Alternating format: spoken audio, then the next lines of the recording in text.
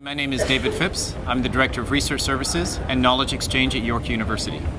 So yesterday I was looking at the Globe and Mail, and the lead stories in the Globe and Mail were immigration, pensions, they were the Occupy movement, they were the shutdown of democratic debate in the House, and it was Canada-US relations. These were the main things that the Globe and Mail is reporting on, and these are the main things that are important to Canadians.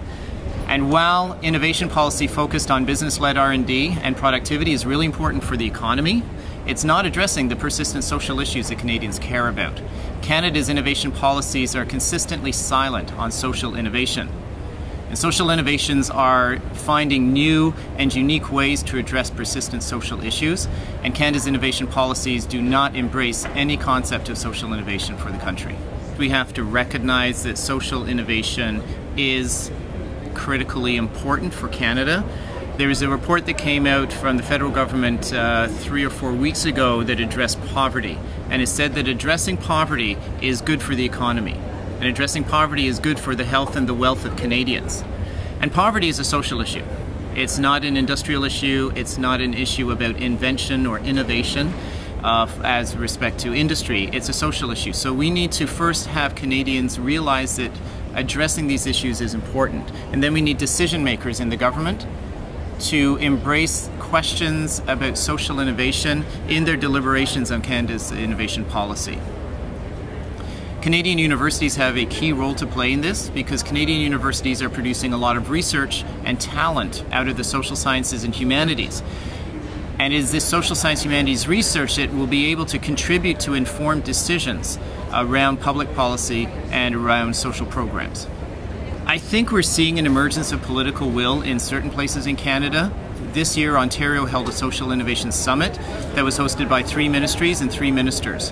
And that Social Innovation Summit brought together a lot of thinkers in Ontario and across Canada with some international participants to advise government in Ontario on new and innovative social programming. So I think there's emergence in Ontario. There's certainly emergence in Quebec of some of this thinking. So I think it needs to be embraced at the grassroots and at the academic level to make Canadians and voters care about this. That will then convince their local elected officials to care as well. And we're finding that the municipal level and the regional governments at the municipal level are also embracing social innovation, because it's through the regional municipal social service spending that a lot of these social issues are addressed. So we're finding that the community sector, the municipal sector, and the academic sector are coming together around social innovation, and that needs to then filter up into the provincial sector, but we're so far not hearing it at the federal level. So the Knowledge Mobilization Unit at York University is a unit of professional knowledge brokers that create relationships between faculty and students and their non-academic decision maker partners. So where a community organization or a government office is looking to engage in research on a social topic, the Knowledge Mobilization helps broker those relationships. It's the university's social science response to the ubiquitous technology transfer office. So wherever university in the country has a technology transfer office, York University and 5 other universities in the Research Impact Network have invested in similar staff capacities to develop an institutional capacity to support knowledge mobilization. For government, it means that they've now got access to research and talent on the social sciences side, the same way that they would help liberate social science, technology, engineering, and medicine talent on the industrial innovation side.